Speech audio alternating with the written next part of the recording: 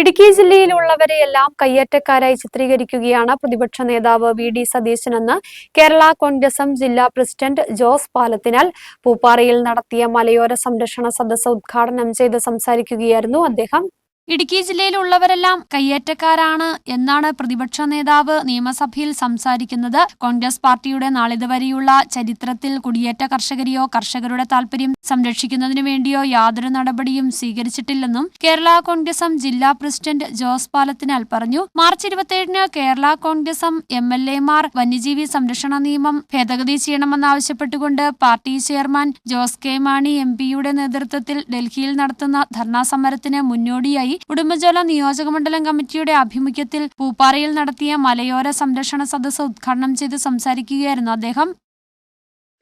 അവർക്കത് നടത്താൻ കഴിയില്ല സ്നേഹിതരെ. കാരണം കോൺഗ്രസ് പാർട്ടി ഇതുവരെയുള്ള അവരുടെ ചരിത്രത്തിൽ നാളിതുവരെയും മലയോര കർഷകരെയോ കുടിയേറ്റ കർഷകരെയോ അവരുടെ താല്പര്യങ്ങൾ സംരക്ഷിക്കുന്നതിന് വേണ്ടി അല്ലെങ്കിൽ അവർക്കെതിരായിട്ടുള്ള എന്തെങ്കിലും നീക്കങ്ങൾ ഏതെങ്കിലും ഭാഗത്തു നിന്നുണ്ടാകുമ്പോൾ അതിനെ സംരക്ഷിക്കുന്നതിന് വേണ്ടിയുള്ള യാതൊരു നടപടികളും നാളിതുവരെയും ഇന്ത്യൻ നാഷണൽ കോൺഗ്രസ് സ്വീകരിച്ചിട്ടില്ല എന്നുള്ളതാണ് യാഥാർത്ഥ്യം. അത് ഈ കാര്യത്തിൽ മാത്രമല്ല, കുടിയേറ്റം ആരംഭിച്ച കാലഘട്ടം മുതലുള്ള ചരിത്രം നമ്മൾ പരിശോധിച്ചാൽ നമുക്ക് അത് മനസ്സിലാക്കാൻ കഴിയും. അത് പട്ടയമാകട്ടെ മറ്റെന്ത് കാര്യങ്ങളാകട്ടെ, ഏത് വിഷയങ്ങൾ വന്നാലും ഇന്ത്യൻ നാഷണൽ കോൺഗ്രസും കോൺഗ്രസിന്റെ നേതാക്കന്മാരും എടുക്കുന്ന നിലപാടുകളും സമീപനങ്ങളും അതാണ് എന്നുള്ള കാര്യത്തിൽ സംശയമില്ല. നമ്മളെല്ലാവരും കയ്യേറ്റക്കാരാണ് എന്നാണല്ലോ ഇവിടെ കോൺഗ്രസിന്റെ നേതാക്കന്മാര് അവസാനം ഞാൻ സൂചിപ്പിച്ചതുപോലെ പ്രതിപക്ഷ നേതാവ് 2 ദിവസം മുമ്പ് കേരള നിയമസഭയിൽ പറഞ്ഞതും ഇടുക്കിയിലുള്ളവരെല്ലാം കയ്യേറ്റക്കാരാണ് എന്നുള്ള നിലയിലാണല്ലോ അദ്ദേഹം സംസാരിക്കുന്നത്.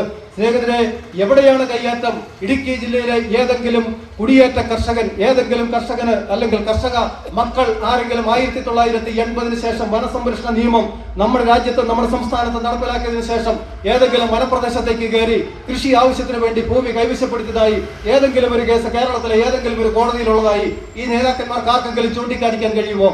ഏതെങ്കിലും ഭൂമാഫിയ എവിടെയെങ്കിലും വ്യാജ പട്ടയം സമ്പാദിച്ച് കെട്ടിടം നിർമ്മിച്ചിട്ടുണ്ടെങ്കിൽ അതിന്റെ എല്ലാം ഉത്തരവാദിത്വം ഇടുക്കി ജില്ലയിലെ കുടിയേറ്റ കർഷകരുടെ നെഞ്ചിൽ കെട്ടിവെക്കുവാൻ വേണ്ടിയുള്ള ശ്രമങ്ങൾ ഇനിയെങ്കിലും നിങ്ങൾ തിരിച്ചറിയണം എന്നാണ് എനിക്ക് സൂചിപ്പിക്കാനുള്ളത്. സ്നേഹിതരെ, എന്നാണ് കുടിയേറ്റം ആരംഭിച്ചത്? വനാതിർത്തിയോട് ചേർന്ന് താമസിക്കുന്ന കർഷകനെയും കൃഷിയിടങ്ങളെയും സംരക്ഷിക്കുന്നതിന് നിയമ ഭേദഗതി അനിവാര്യമാണെന്നും ഇനിയൊരു മനുഷ്യജീവൻ വന്യജീവി ആക്രമണത്തിൽ നഷ്ടപ്പെടാതിരിക്കാനുള്ള എല്ലാ മുൻകരുതലുകളും എടുക്കുവാൻ കേന്ദ്ര സർക്കാർ തയ്യാറാകണമെന്നും ആവശ്യപ്പെട്ടുകൊണ്ടാണ് മലയോര സംരക്ഷണ സദസ്സ് സംഘടിപ്പിച്ചത്. ചടങ്ങിൽ ജില്ലാ പഞ്ചായത്ത് പ്രസിഡന്റായി ചുമതലയേറ്റ രാരിച്ചൻ നീർണാങ്കുന്നേലിന് സ്വീകരണം നൽകി. ശ്രീ സണ്ണി ചെറുകുന്നത് സേനാപതി മണ്ഡലം പ്രസിഡന്റ്, ശ്രീ ഷാജി വയലിൻ രാജക്കാട് മണ്ഡലം പ്രസിഡന്റ്.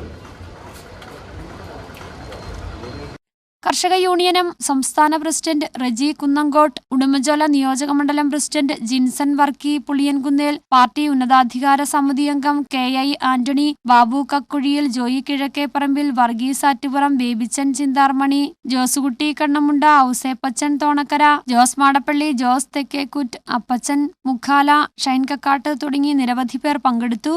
ന്യൂസ് ബ്യൂറോ, രാജകുമാരി.